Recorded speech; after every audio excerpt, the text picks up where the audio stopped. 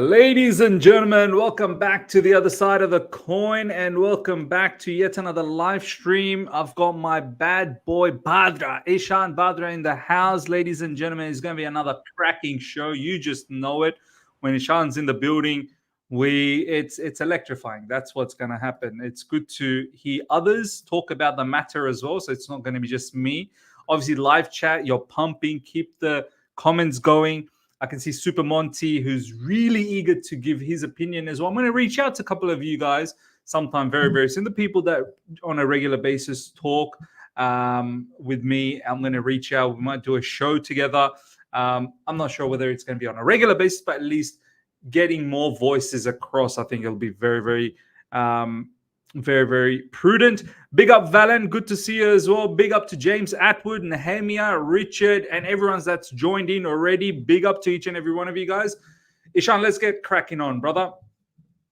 Have you seen the recent news that's been floating around, Ishan? Todd Boehly versus Baghdad Eghbali, Chelsea ownership coming into a clash. How much have you been on top? Like, are you aware that something like this probably was happening in the background? Where you at? Where you at with this situation? So I can just understand what's going on. No, I'm completely on board with this situation, man. All the mirch masala and all going on in our club. How could you think I'm not on board with this? All this stuff. Come on. Look, we are never having a normal day in Chelsea Football Club as a fan base. Never. That's clear, right? and this thing clear as Clear Lake. Yeah, and look, I don't know. We have some diverse situation going on between the two spouses. Man saying they're getting a talak. Yeah, talak situation coming up between Egbali and Todd Boehly, and it's kind of masala going on. And all right, let's go. I'm excited to speak about this, but yeah, look, when we had this new ownership coming on board, right? Along with that whole Abramovich era coming to an end, and then we had all the ownership searching saga, and then we came up with this consortium, so-called consortium, right? Now, consortium, like we had our live shows back in that time and date when we were talking about all the consortiums and all the possible owners.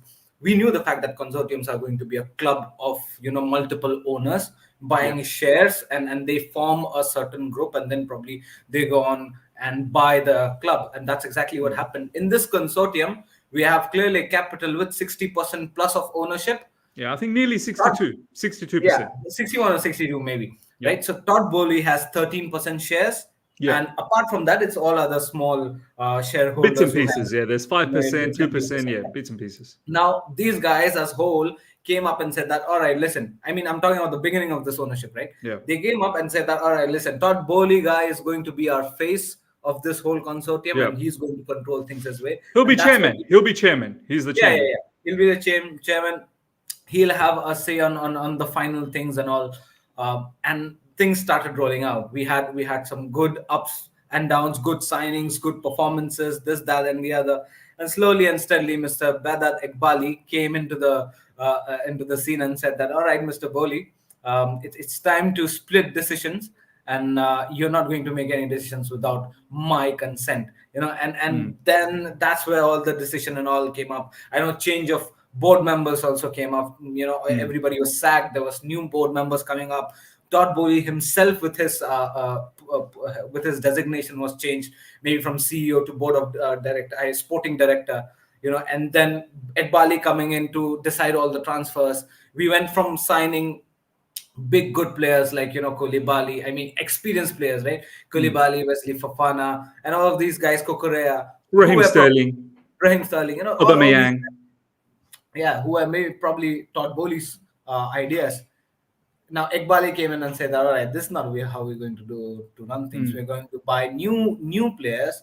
We're going to buy young, fresh talent, and then probably in 6-7 months or 1 month, sell them and get more profit. So all this riff-raffs back and forth happening into the club. And now we're in a talak situation. Todd Boehly says, I had enough with you guys signing these all new bugs and selling them for 6 months, 8 months, or 1 year's timeline. And it's not coming out well. And all with amongst the manager saga happening, all along. Todd Bowley's had enough, and he said that, all right, listen, we gotta have to have a clear end to this. I'm very much not accepting the way you guys want to run football. I want to run it in my own way. This is not happening. But now here's the case. Todd Bowley wants to buy Clear Lake Capital. Clear Lake Capital is like, no, we got to talk about this. What's happening here? And we're now in a turmoil situation where the club is on the roll. I don't know what's going to happen. It's kind of uncertain, but yeah, we all have our choices. It's between Todd Bowley and Do you know what? Egbhali. Let's break this down, right? Let's break this down. Looks like you're on top of the game. You know where the things are at, and you've been up to date with the news. Now, for the sake of the people that's in the live chat, let's not make this show where we take one side or another. Let's actually break it down, Ishan. Let's look at what Eghbali's doing, Clear Lake. Eghbali runs the Clear Lake side of things. Clear Lake Capital are the venture capitalists. They've got the majority shareholders, and Eghbali is the face of Clear Lake Capital. And then we'll also assess what Todd Boehly is doing, and then we'll sort of come up with a proposition. Which one is the best for Chelsea Football Club? One thing's for certainty. One thing is certainty, ladies and gentlemen, in the live chat and to Ishan. The current structure cannot go on. You cannot have a situation where both the owners are not agreeing with each other. And now it's public knowledge. Now you have to ask yourself, when does a matter become public knowledge? A matter becomes public knowledge when one particular side wants it to become public knowledge because they want to see how the fans are reacting and they want to see where the fans are leading towards. How is it divided? So if this wasn't a big issue, and if this was an issue they wanted to keep internal, they would have kept it internal. They wouldn't have leaked it out to Matt Law. They wouldn't have leaked it out to this person and that person. Like, if they can keep a transfer saga like Pedro Neto's one so secretive and literally, pounce on us on the day when it became a here we go, then I'm pretty sure they can keep this sort of news internal and within their confined space, and they don't need to let anyone know about it. But the fact that, especially, I think the news is coming from the Todd Boehly end of things. Todd Boehly, I think, really wants this news to be public. So, as I said, ladies and gentlemen, it's clear. Whether you accept it or not, whether you want to be positive just for the sake of being positive, the bottom line is there is a fraction between the two owners. The two owners are not getting along with each other anymore. And now a decision has to be made, whether it's Clear Lake Capital that buys out Todd Boehly or Todd Boehly finds new investors to take over in a hostile situation of Clear Lake Capital. One thing or another, something needs to happen. We must agree on this, that this will happen. Now, this is not going to happen tomorrow. Something like this will not, because Baghdad, Eghbali, and Clear Lake, as Ishan said, Todd Boehly owns about 13%, 14%, something like that. I don't know the exact figures, but it's something like that. Eghbali can't just go up to Todd Boehly and go, I'm the majority shareholder, I'm just going to buy you out. No. Todd Boehly can actually stand his ground and say, I'm not selling you those 13, 14%. They're my 13, 14%. I belong here. Yeah. I belong here. So this case, and of course, if Todd Boehly then goes up to Clear Lake and go, I want to buy you out, Clear Lake was, no, I'm the majority shareholder. I hold all the cards here. I'm not going nowhere either. So both parties could decide that they're not going nowhere. None of them are budging. So as I said, this decision is not going to happen tomorrow. It's not going to happen the day after tomorrow. It's certainly not happening in a month. This is an issue. So now, first thing that I want to talk to Ishan about. Ishan, this is a proper issue. Yeah. Owners not coming together and owners having different vision. Ishan, I want to ask you and how you feel about this. Yeah. Is this ultimately going to affect the team, the staff members, the players, the managers, knowing that the public knowledge is the owners don't get along? They have different ideas. Todd Boehly, there's been reports that he's not satisfied with the progress of the stadium redevelopment. He's not satisfied with the recruitment policy. He's not satisfied with the lack of results on field. Correct. Ishan, is this going to have an impact on the team at all? Oh, 110%. How can it not have an impact on the team? Just think about this, miss. These owners, since the time that they bought this football club, they've been running it on their terms with a certain vision. Initially, it was Todd Boehly. They gave the command to the Todd Boehly. I mean, they collectively took the decision that Todd Boehly is going to be the face of it and probably have hold of the decisions. Miss, back that time, maybe I'm talking about 1.5 years ago or maybe a couple of years ago when they initially started their journey, the policy of Chelsea Football Club with transfers was different. Where we signing in a transfer season, where we signing like 15, 20 players and selling 10, 12 players? No, this wasn't the policy.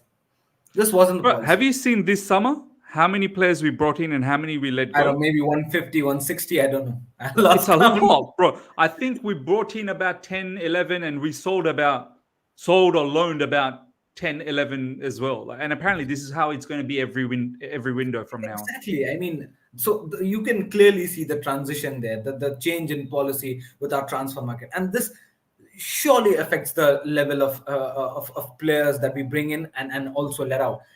It's such an uncertain situation currently, miss, because you never know. Even if you've been signed by a football club called Chelsea now, will you be playing for this club in the next season? Don't know. Disasi was signed last season.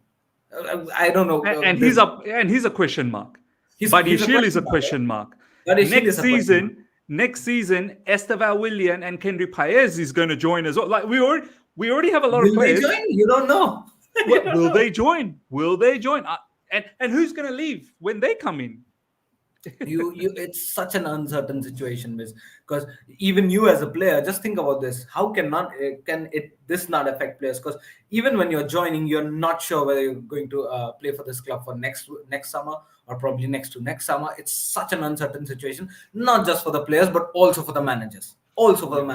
Now, after all this saga of the ownership, yeah, 100%. Anselmino is on. I don't know how many under the table negotiations going on where they've already sold so many players. Maybe the news has not dropped out.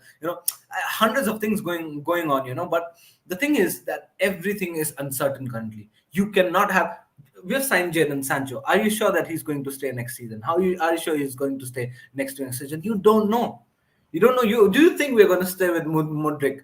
You don't know. Do you think you're going to stay with Mudryk just 2 seasons ago? And he's already out of favor. Madueke, is his future cemented? Is he 100% cemented? You never know. Is he 100% cemented? So Miss, just like you said, the policy of Chelsea Football Club with the transfer market has become a stock exchange policy. We bring in players, 100%. Raise the value, and then sell it. And Ishan, I kept on saying that this has become a stock market. You've just said that. A lot of people in the live chat have said that. What kind of businesses operate in a stock market sort of attitude? The investment group. So-called Clear Lake Capital, who is an investment group. And that's what it is. Do you see which other club is running the football club like Chelsea Football Club right now? Tell me one other club that is doing this sort of madness every window, buying players we don't even know, selling we don't even know, stockpiling. Yes, we have bought some good players this window. Yes, we bought Pedro Neto. Yes, we bought João Felix. Yes, but look at all the other stockpiling that we're doing. Look at the stockpiling. You know what I mean? But how many goalkeepers do we have, Ishan? I don't know, 11, 12, maybe a full lineup of keepers.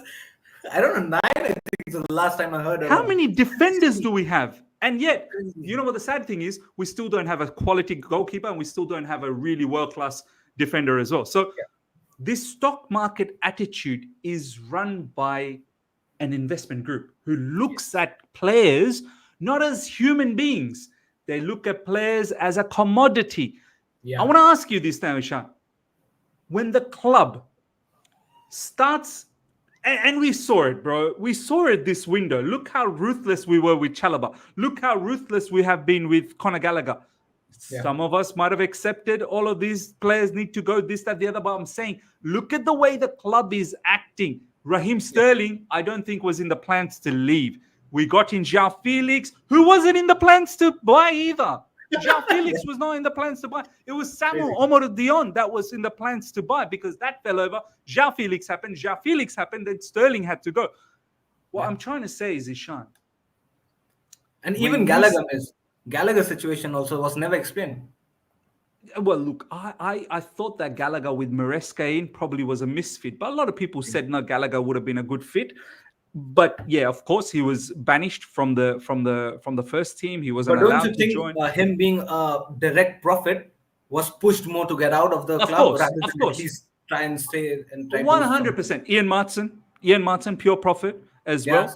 So the question that I want to ask you, Ishan, when you start treating and utilizing a club as a stock market scenario, not looking at players as human beings and looking at them as an asset that I can sell and purchase, how will these players connect to the football club, bro? How can these players, where is the emotional factor? We expect these players to go out there and perform, play well, want the manager to do well, do this, do that.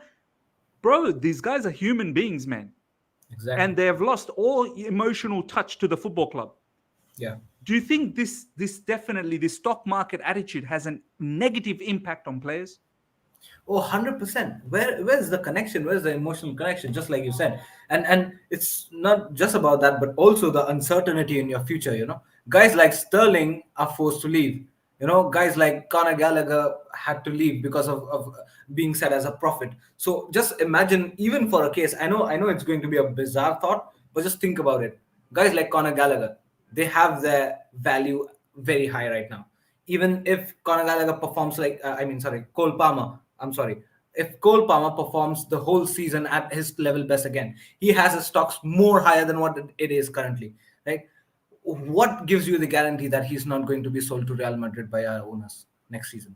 It can happen. Doesn't matter if he's on 10-year contract or 12-year contract. Bro, the 10-year contract is simply to hold the value of the player. It doesn't mean they're going to stay here for 10 years. It just means that we've got full control of the player.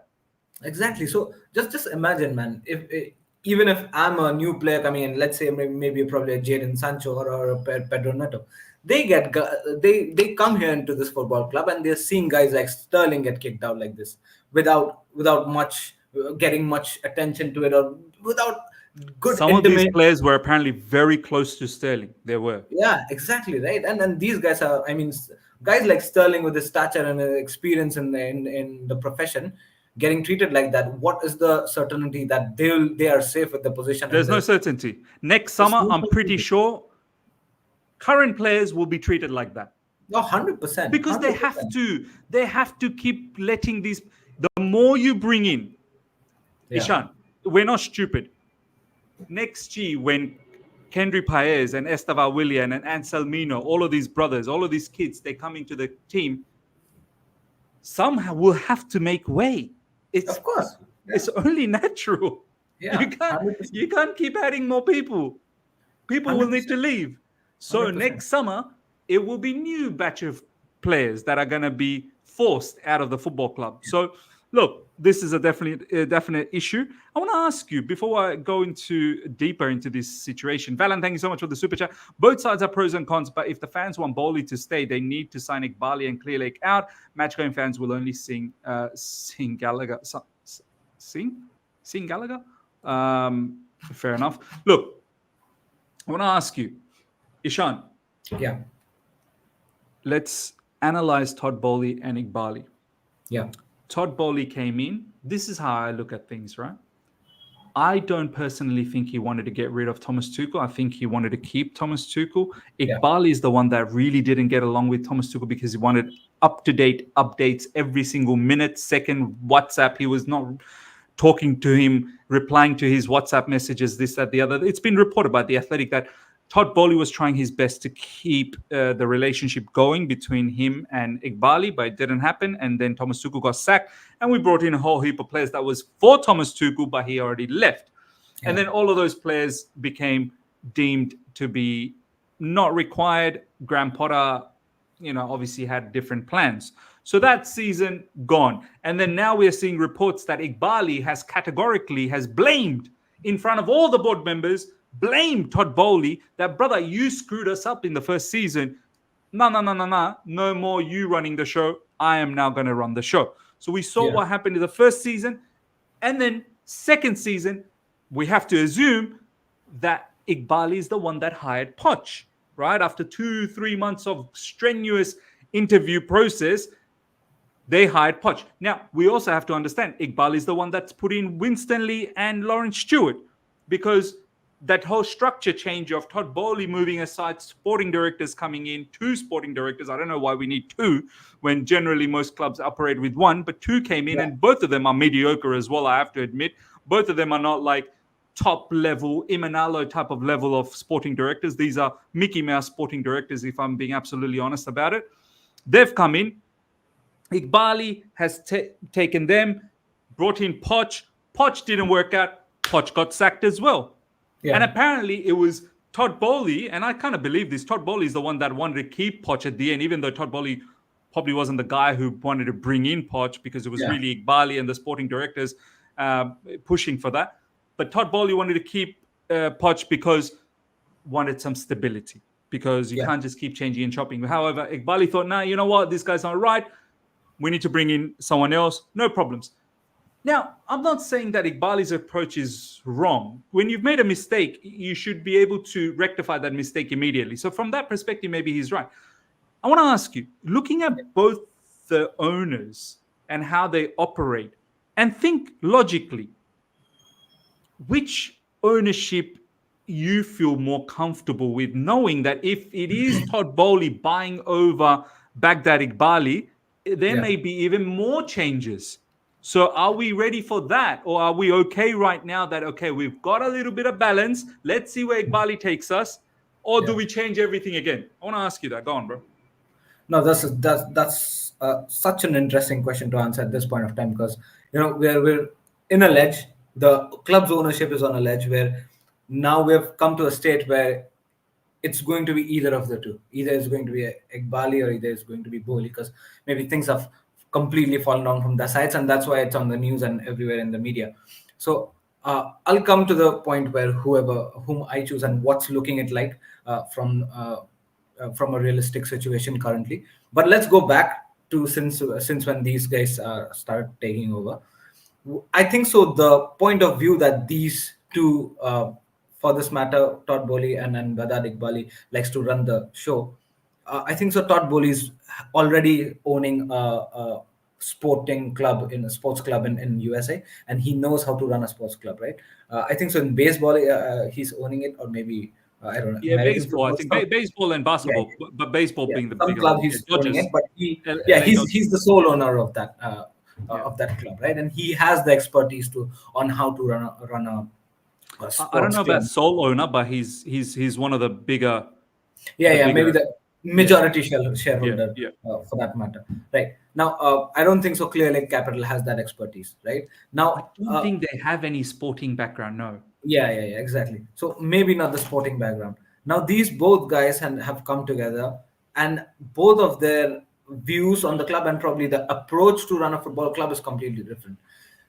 Now, what does Clear Lake Capital do is exactly what we've spoken about just moments ago, that they like to see this football club, and it's evident. I don't care what if some representative comes out and speaks into the media that this is what I believe, win situation and trophies and this all that. No, it's the approach that I've seen. Clear Lake Capital wants this football club to be their profit-making asset. You know what I mean? Get the profit out, get the club into a good financial running position, and take profit out of this club. It's as simple as that. Or else your approach might have changed by, now you've sorted out your wage structure, right? I think so. The average wage structure has gone down to, I don't know, maybe massively, yeah. I think the average wage is less than the Premier League average wage of 70,000. Our average wage, last reported by the Athletic, was 60,000 per week. Yes. So you've got that situation, right? All right, fine. You've already got so many players. By the way, Ishan, that's not a bad thing. I think what Eghbali's done, we shouldn't be just throwing money on every player on wages. I think what he's Exactly, done is 100%. good, but Yeah. to cap us at 150, not being able to buy players that need to be paid more, I Yeah. think that is a bit of a deterrent. 100%. And now, Miz, my thing is, you've got the club to that position where you've sorted the wage structure. Maybe your profit margin is going to be all right because of the number of players that you have signed and probable out transfer that you're going out. Now, clearly, Capital, from my perspective, are trying, and they have seen that this scheme works. To get player in and player out is working very good for the profit and financial It's a situation. revenue stream. It's It's a another good form of revenue stream for revenue. them. It's Yeah. okay for them, but what's that for us to do, right? As a football fans, we were more to win it. And if that creates with that scheme, if you can win things, fine. But I don't think so. You can win this thing with such sort of uncertainty hovering around the club, right? That's a separate thing. But now here's the thing: what I've heard from certain articles is that these guys, the Clearly Capital, have seen this as a very good revenue stream and they want to continue with this scheme for a longer period of time rather than having some alternate option. Now, Todd Boehly comes in and he says that, all right, listen, we have got this structure of bringing in players and letting them out for good value of money to stabilize the financial situation, which is fine, but we got to explore the other areas as well. For example, renovating the Stamford Bridge situation, the Yeah. whole Yeah. the whole infrastructure of it, But which third is a season very and long. we still don't have any stadium So plans. you would remember, Miss, when Todd Boehly was in the under the control of all the things. We had all the news of getting Stamford Bridge renovated and this, that, and Yeah. the other. When that situation changed, now for probably 1.5 year or 2 years, maybe we're not hearing any of those news because Todd Boehly is not as 100% controller of the whole state. Now this has created a problem. The Clearly Capital is seeing this player in player out case as a very good revenue stream and they don't want to explore anything else. They're saying let everything run. Todd Boehly comes in and says that this is an okay thing, but it's getting my club very unstable. With the managers, the player in going out, such in a continuous manner is not good for my Yeah. clubs. We should be pushing for the stadium. That's the We bigger should be pushing for revenue. the stadium. Yeah. That's where we're getting more revenue, right? And maybe there are other areas as well that they'd like to explore.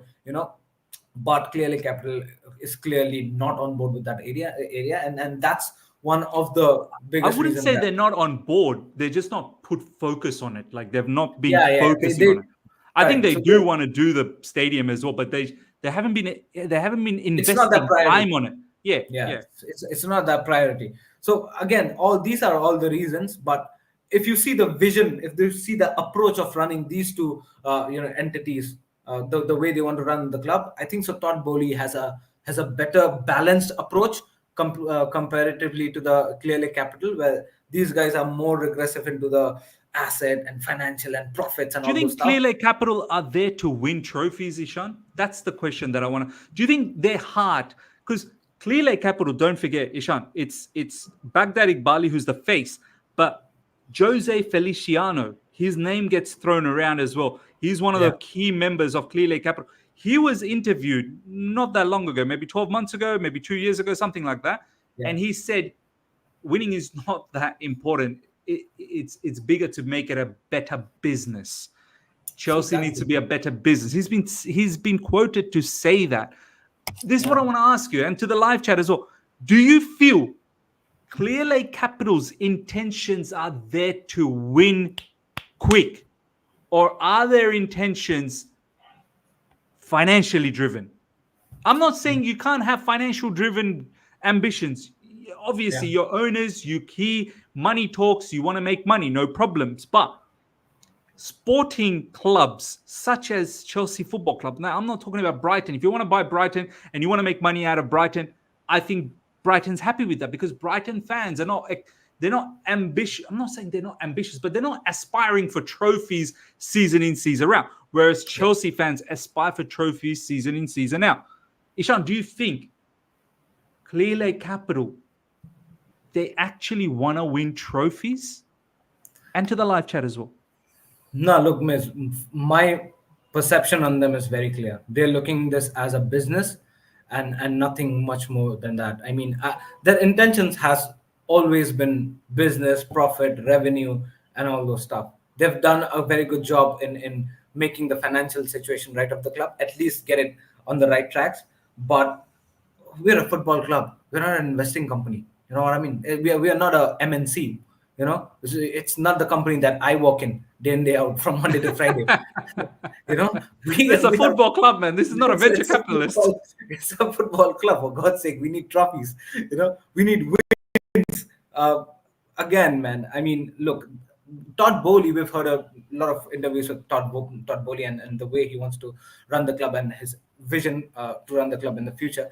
He wants success, and I think so. I believe that him having an expertise on owning a club at his own country also brings in that flavor of him wanting to win things, and I think so. He has that clearly capital. I'm not sure, and I can guarantee you that. Of course, they want to win, because that's how you'll get. You'll get more funds automatically coming in your way. Because if you don't win and keep losing day in day out, you might be probably start to get irrelevant in all the situations. Maybe just imagine getting players in, player out, and you're already relegated. That's the point. So I think so. Win is a given thing, but then your approach matters a lot. What's your priority matters a lot. And at this point 100%. of time, I think so clearly capital's priority is to make money, and they see Chelsea as a money making platform, or maybe entity. I don't know, but let's not forget, we are a football club. Fans want us to wants this football club to win, get trophies, and get instant achievements and wins.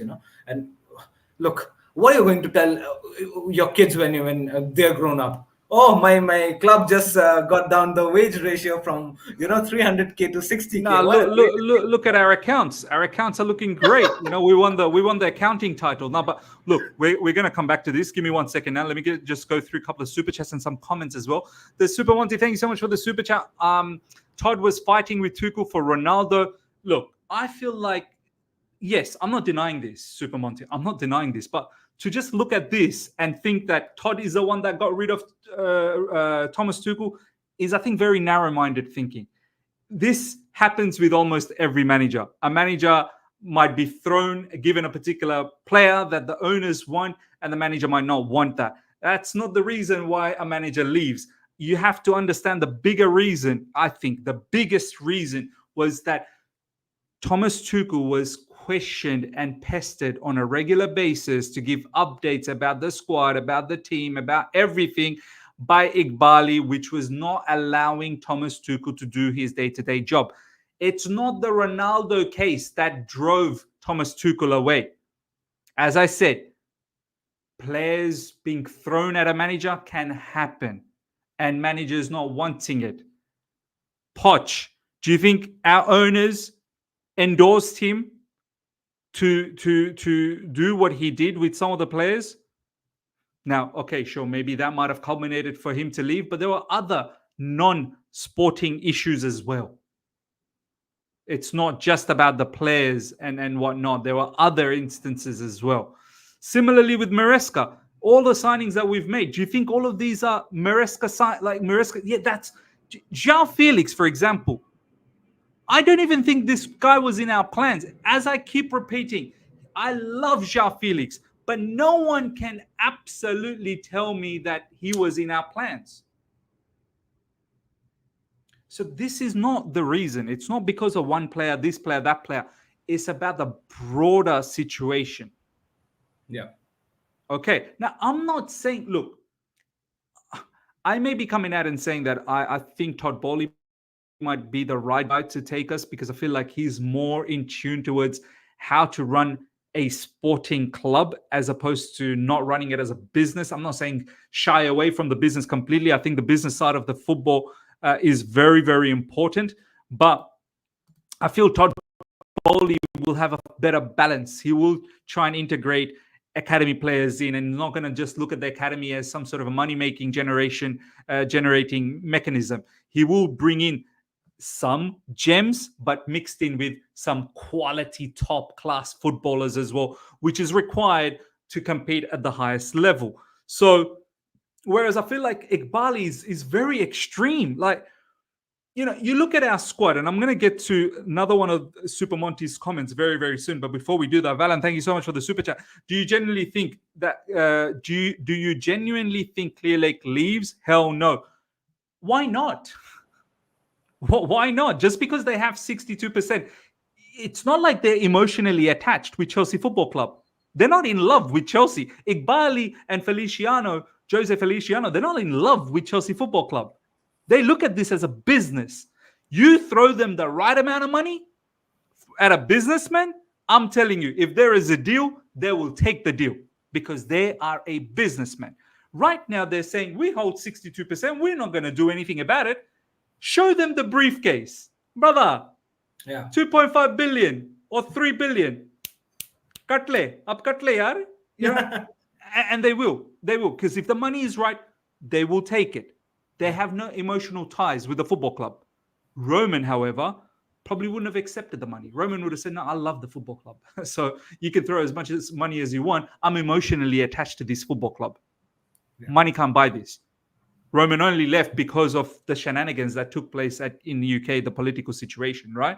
So, yes, they may stay, but I don't think it's too far-fetched to think that they might not stay. Now, coming back to another point that Super Monty that I just saw, he feels that the squad that Egbhali has assembled in this window and the past 12 months, he's very, very satisfied as to where the club is going. And he feels comfortable that maybe if we continue in this manner, we will get back on top. Let's explore this for a second, Ishan. Let's give all of these an opportunity, all of these thought process an opportunity, because there is no right, there is no wrong. It's just opinions and how we feel about the situation. But let's play this out, Ishan. Yeah. Maresca comes in. Yeah. Seems like a manager that has a set philosophy. Seems like a manager that is well spoken in the media, and seems like a manager that is not just there using fancy words and just throwing, we need to win today, we need to win tomorrow. He's not like a Poch. But let's also say one thing. He's not a manager that doesn't have any flaws. Every manager has flaws. He's just like them as well. So, and we have seen it in his football. The flaws in midfield, the flaws in defense, sometimes even the flaws in attack. Yeah. But no problems. He's at least a manager that is got a set of principle and he's working with the players to develop them. Okay. Yeah. We also have to understand, Ishan, this manager is inexperienced at the highest level. Okay. 100%. We have to appreciate this. Yeah. You know, Pep Guardiola is no Mickey Mouse. Even Arne Slot has managed at the highest level with Feyenoord, like he's done. Maresca, all he's done so far, on a notable point of view, is Leicester in the Championship, which I am not disregarding. I think it holds value, but we have to understand he's inexperienced. We look at the squad now, Ishan. Do we have an elite goalkeeper? No. You look at our defenders. Are they boss? Like, are they Rudiger, Militao, Gabriel, Saliba? Are they of that ilk at the moment? They could potentially be one day. I don't know. But right now they're shaky. They're giving away goals. They're conceding goals. They don't look as always as promising as what we feel they should look like. Correct? Yeah. So not an elite level of goalkeeper, not a supreme level of boss level of defender. You look at our midfield setup. We bought so much money has been spent on Enzo Fernandez, Caicedo, but we can't seem to play them together with any type of balance. It's such a shame. Romeo Lavia, someone who's been doing well, but the brother's already missed 3 out of the 5 matches of this season. Yeah. So, and then when we play them all 3 together, once again, it doesn't look like the right balance as well. So something's missing there. I don't know what, but something's missing there. Kani Chukwuemeka was part of the team, but he keeps getting injured a lot. Now, all of a sudden, he's been abolished. He might be playing in the Conference League. I don't know. We brought in Keenan Dewsbury Hall, who I think is a good signing for Maresca, but overall, I think he's a bit of an unnecessary player. Yeah. Right? And even Dewsbury Hall, I don't know whether he's going to get an opportunity when you've got Jadon Sancho, Nkunku, Cole Palmer, all of these players that you need to fit in as well. And the midfield, that 3 midfielders that we have God knows how we're going to fit that. So Right. there's some issues in midfield. Yeah. Up front, do we have a world-class striker?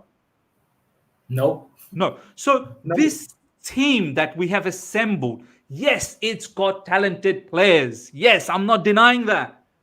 But is it a well-balanced squad? Is it a well-balanced squad? I personally believe it's not. So we don't have a well-balanced squad. And the squad is littered with players that are not experienced enough at the highest level. Yes, okay. Few players, João Felix is. Yeah. You can even say Pedro Neto. However, I don't even think Pedro Neto's played 30 matches in the Premier League in any given season. Yeah. I don't know what the highest number of games Pedro Neto has played at the Premier League in one season. Right. He's always He's been been- injured. Yeah. I injury. love Pedro Neto a lot, though. Yeah. So if you look at the entire team, Tosin, you can say Tosin has got a lot of experience, but Tosin's not a game changer for me. Tosin's good opportunistic purchase as a defender. He's a free, but he's not a... So this team is...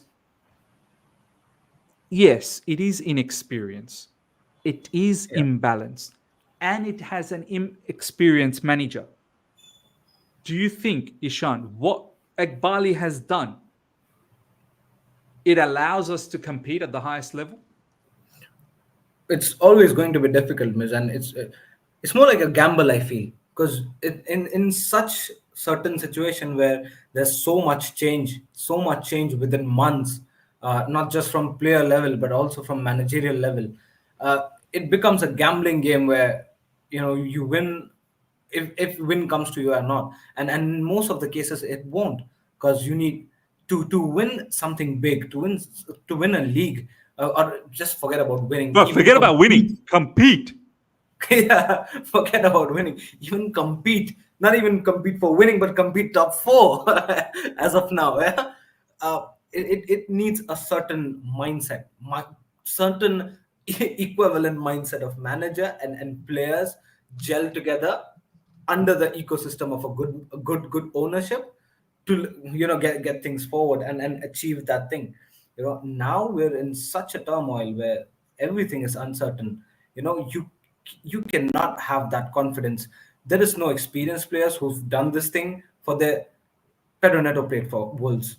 Have Wolves ever been in a part of a top four race? Never, right? Talk about Kevin Dewsbury Hall. Has he ever played Champions League football? No. And I'm talking about this level of experience where you have got certain players who has... This is important. This is important, bro. Like, that's important, right? So when we signed João Felix, I thought it was...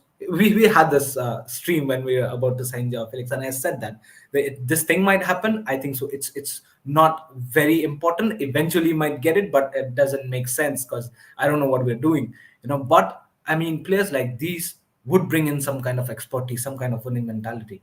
And now looking at the whole playing 11, playing 15, 16 or 21, how many of the players Maresca is handling, we don't have that. Just the same point that I was making to you a couple of streams ago is that we got Thiago Silva out. Who is the experienced defender who's going to run the things, anchor things from behind? big mistake. Nobody. Big mistake. Nobody. And we're thinking guys like Levi Colwell and I don't know, Tosin and the other guys running around, Wesley Fofana. Well, Desasi and Buddy Shield, we don't even rate them anymore. Just 1 year down the line and you've already spent them to 12 months. 12 months. 12 months down the line and he's already in the transfer season. It's Transfer finished. league. Finished. What is this? Khalas. Bro, I'm a better manager in FIFA and FC24 than this. I'm not selling players 1 year down the line. You know what I mean? So it's that bizarre, Miz. And you need to compete in a higher level. You need players to go. You need younger players. You need good quality of players, and I mean, you need players who have actually experienced that. Forget about even winning. And who have... How many of these players are left in Chelsea Football Club currently? It's only Reece James, I think, so who's won a Champions League. Chilwell is already out of... Chilwell's on his already way finished. going out. Yeah, he's finished. So we don't have any other players, Miss. And this Reece James guy is also, I don't know, always No, Reece injured. James, he's never there. He's never there. So He's never I don't know how can you win something, Miz, in a football club that demands win, win, win, trophies every season? Although we've been trophyless for I don't know how many seasons now, but how can you achieve a victory without even a single entity, including your manager, not having won anything? Now, don't come up with me saying that Maresca has won the championship. I'm not going to talk about championship. We are Champions League winners 3 years seasons ago. I'm not going to talk about a And manager bro, who's won he championship. almost squandered the championship as well. He won by Yeah, 1 point at the end. one If there point. was another 2 more games left, maybe Ipswich Exactly. manager, Yeah. Kieran McKenna probably could. Look, as I said, I'm not taking anything away from Enzo Maresca. I actually like Enzo Maresca. I Yeah. like. What I'm saying is the way Eghbali is running the show is extreme. Is extreme as well. It's not. It's not ideal.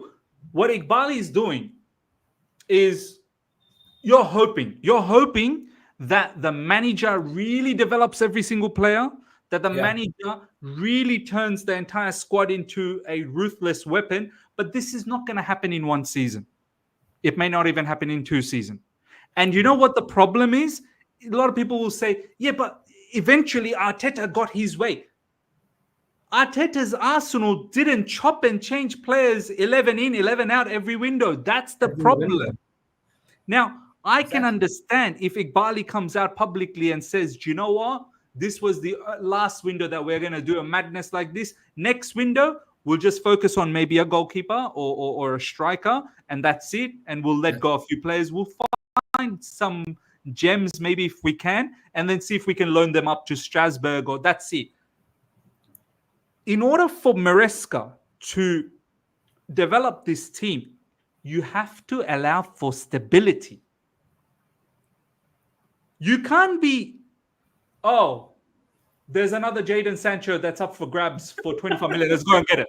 Let's just go because it's good value. It's good value. Let's just get another player like João Felix who's willing to cut his wages. Let's get him because he's willing to cut his wages. Let's get him in. You can't operate like that. You got to be a lot more shrewd with your squad building. Squad building is a real factor. We're talking about squad building, Miss. When can you remember in your memories when did we have a fixed playing 11 that you're going to say, all right, this is our regular 11, which is going to play probably most of the game. We're going to have a couple of changes or 3 changes. That's it. And this is our proper playing 11. When was the time? I forgot that. We're talking about stability here, right? It's like changes every single week, every single season. Yeah. I mean, how will a team win in a certain scenario, in a certain cloud of uncertainty? How is a team going to succeed? It's never going to happen. It's never going to happen. And again, I'm going to reiterate myself, but it adds on a lot. Just imagine you're running a team with 21 players, which Maresca is doing, and no one has the experience to play top level Champions League football, or probably has won anything in their life. When the mentality is completely missing and the experience also altogether is missing in the group, who is there to lead? After Espelucata has gone, after Thiago Silva has gone, who is there to lead? Who's the leader of the pack? Leader, lack of like who's the true leader? I mean, right now Enzo Fernandez is leading the football club. A lot of people are not happy with Enzo, who's done a madness not that long ago with the Yeah. racism issues. So he's leading the show. Enzo himself has turned out to be a bit of an issue all of a sudden as well in midfield, the balance. And this is the other factor. We've brought in a lot of expensive players, which Egbali might push Maresca to utilize. Like, for example, your Caicedos, your Enzo Fernandez, who, let's be honest, Caicedo again this season has started slow. Enzo Fernandez, he's not doing the same thing that he does for Argentina. Yeah. So, on paper, it looks great. On paper, our squad looks, voila, beautiful. But when it actually is put on a practical test, when it's given a practical test, go out there and show me. Show me what you can see on paper, deliver the paper on the field. It's Exactly. just the last game against Crystal Palace. The first 45 minutes, Ishan, I'm not even kidding you. I was blown out of my mind. I was like, wow, this is so beautiful. And literally the second half, Jekyll and Hyde. Went down. Yeah. It's like, oh Striker my then God, hide. it's Graham Potter Chelsea again, is it? So it was these sort of things. It's gonna take time, Yeah. and I'm willing to be patient. I'm not saying that, oh, get Maresca. No, I'm not saying that. I'm just saying I'm concerned the way Eghbali runs the show. I'm concerned because I don't think he'll allow for Maresca to be stable. He's going to be throwing players and Exactly. taking players and throwing Yes. players and taking players. Yeah. 100%. That's the And thing. and and there needs to be a good balance between players from the academy coming through, quality players Yeah. cannot be looked at just pure profit. Yeah. Once they're not going to make the club, no problems. Pure profit them, get them out. Yeah. But once that show genuine quality, you need to have a level of pathway. Yeah. You have to, right? And then when you don't have quality from the academy to give you that talent in the team, then go out there in the market and actually buy someone worthwhile. Exactly. Yes. Don't get me, don't get me a maybe. Yeah. Every player is a maybe. Get me legit, Yeah. 100%. bona fide. Now, yes, I get it. Sometimes that might backfire on us, but this is why we are trusting Maresca, no? We are trusting him. That it's Miss, not. from Maresca's point of view also, sorry, going on very Yeah, quickly. yeah, He's go on. what he says is he's dealing with 21 players, right? Okay.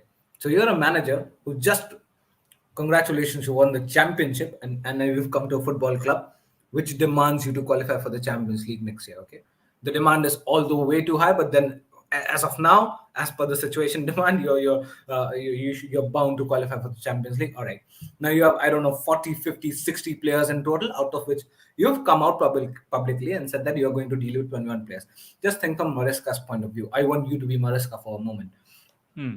How can you assure me that the set of 21 players that you have come out publicly and said that you're looking after those 21 players, out of those 21 players, how many players are going to stay with you in the next season?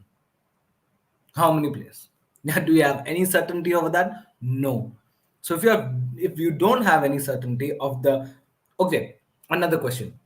Out of the playing 11 that you've been playing for this first 5, 6, 10 matches or so, how many of these playing 11 are going to be your playing 11 for the next season?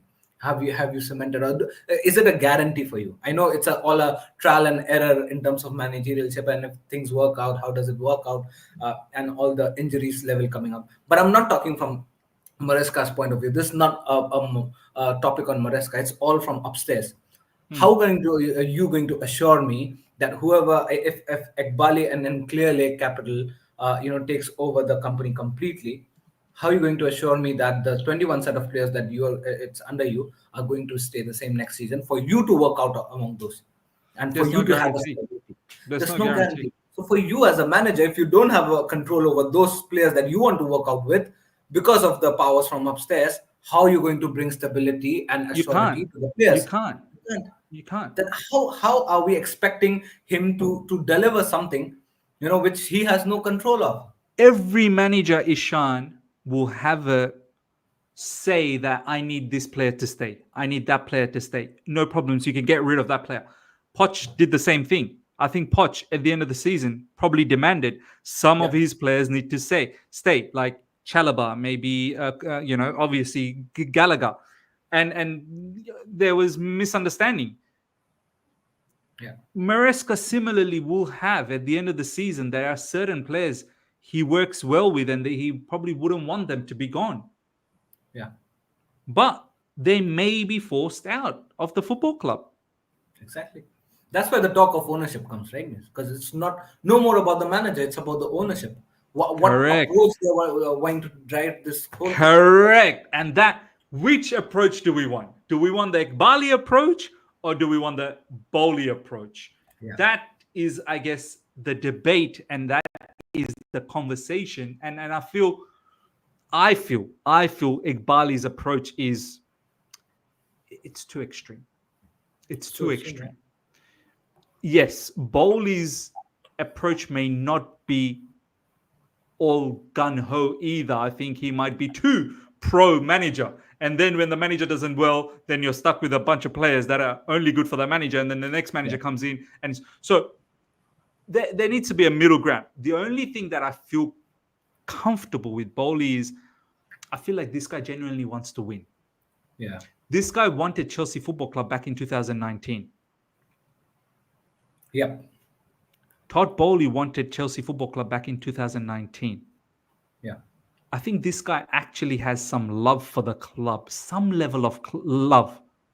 Okay. I truly believe Clear Lake Capital don't even have an ounce of love for the football club. Yeah. I think Clear Lake Capital are simply there to build Chelsea's value to a substantial amount. Now, how do you build the value without winning? I don't know. You do need to win, but maybe if you can at least maintain being the Champions League season in, season out, much like how Arsenal was under Arsene Wenger, making Champions League, but not really competing in anything, top 4 finish, eliminated from Champions League in the group stage, not group stage, in the knockout phase. And at least that keeps you relevant. Yeah. At least that keeps you relevant. Now, I don't know. Is that? I feel someone like Egbhali will be okay with that. Yeah. Whereas someone like Todd Boehly might not be okay with that. Todd Boehly might be, Todd Boehly. I think so. Todd Boehly knows the fact that to get a club, to make a club successful, it's important to have business and maybe draw business out of the club. But the prime thing to make a club successful, a football club successful, is winning. If you start winning, and probably if you keep winning, everything probably happens automatically. All with your merchandise sales, ticket sales, and all the show and everything happening around the football club grows up. And yes, the players coming in, players coming out, that thing will happen. But if you don't win, everything comes into scrutiny. You know what I mean? So I think so. That's the difference between Boehly and Eghbali. That Boehly understands the importance of winning, and also along with that, keep the football club running. Again, mistakes he might have made some mistakes, and probably he might have learned from it.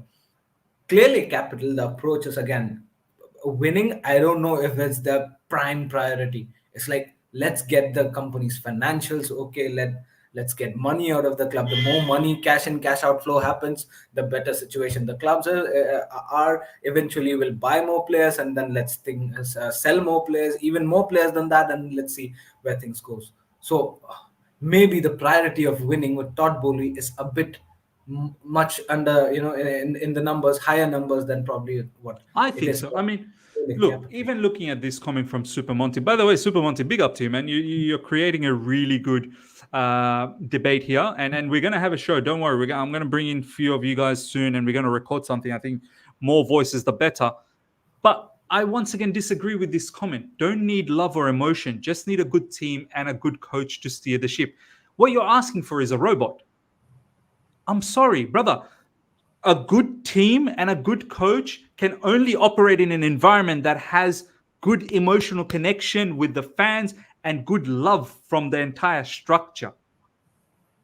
Man City aren't just operating the way they are without the emotion that they're creating now with their fan base and creating that longevity with their players. Man City aren't chopping and changing. Gundogan has come back to that club. Do you understand? Look how happy he is to come back. Yeah. Go and ask Kai Havertz to come back to Chelsea. But his face will turn inside out. It's very important. Yes, you can have a good manager in Maresca. Yes, you may have talented footballers. But there needs to be a good feel. These players are not robots. These players, they see what's going on. These players, they see how we operating. How can they connect? How can we expect? We want them to perform well every single match day. But they see that X player is getting treated this way, another player getting treated that way. They feel that it can be their number next. Do you know what I mean? And they see how unstable the club is in terms of so many players in, so many players out. Managers as well, don't forget, guys. How many managers has Enzo Fernandez already seen in his short Chelsea career? Yeah. Right? So I don't think you can take the emotion and love as some sort of it's a piece of shit. It don't mean nothing. No, it means something. I'm not saying it means everything. It means Yeah. something. You Yeah. can't have an owner be a robot and expect the players are gonna work out for you. I'm sorry, it doesn't work that way. It doesn't. Yeah. It Look at doesn't look work at that look at Roman Abramovich, the way he loved the club and the way he wanted to run things out. That doesn't mean he was reluctant to change. He was sacking managers left, right, and center just for way. the Of course of course, winning, because he of wanted the course. club to win. Yeah, And that doesn't mean he turned the club into a whole financial, asset or profit making asset where he's switching players in out also. But he wanted to win because he loved the club. So we need to have an owner and a manager. Also, it comes down to the players. If you actually want to give something to the club, it's very important. 100%. Look, the bottom line, what I'm trying to say here is that you need stability. Now, one thing I can probably agree with is by allowing Todd Boehly full ownership. Let's just say if Todd Boehly does go out there and just buy out uh, Clear Lake, the problem is we're going to see changes again. Now, are we ready to see changes again? Is it better to just let Eghbali buy out Boehly and just continue on with the way you're continuing? Because we don't want to see a wholesale of changes again. Because you best believe one thing's for certainty: Boehly comes in, who knows? Some of the players might have to leave because Boehly might bring in his type of players. Some of you definitely best believe the sporting directors. We will not have two sporting directors. We'll have one sporting director. Are we happy to continue the way we are continuing and just see where this takes us? Egbhali with Poch was sixth last season. Maybe this season under Maresca, better. I don't know. But where is the limit? Yeah. How do we judge? How do we assess? How do we actually sit down and go, no problems, Egbhali, you're in charge, but you must be accountable. How does that accountability look like for us? Yeah. When do we say enough's enough? Like, you've had your chance, but we're going nowhere. Eghbali's tenure started with Poch coming in. Poch got sacked under Eghbali's jurisdiction. Yeah. Now Maresca's come in. We brought a whole heap of players. They've gone. We brought a whole heap of players in. What is the target for this season? And if we don't meet the target, what is the repercussion? Is there any repercussion? Is there any accountability? Yeah. Do you know what I'm trying to say, Ishan? Like, 100%. Yeah. do we just go with the wind? Okay, no problems. Too much to change again. Eghbali, go out there and buy Boehly, and we just carry on. Like, are we just not? Are we just ready not to make changes again? Is that what it is? No. Yeah, I mean, now we're in a situation where something has to go. I mean, some things should happen where it'll move into certain direction. Either it's going to be Todd Boehly or Badadik Bali and clearly Capital. But Miz, it's going to be very difficult for Todd Boehly to completely take over. He'll have to find I'll tell you. 2.5 billion. Yeah, yeah. Firstly, he'll have to find like somewhere The nearly point that 3 you billion. said is so correct that all the business negotiations come down to money. If Todd Boehly comes up with a certain money which is okay for Clearly Capital to accept, probably they will. It doesn't matter if they have, I don't know, 60, 70, 80% of the shares. It's still buyable, right? So that's very correct point that you have. But miss, think about this, okay?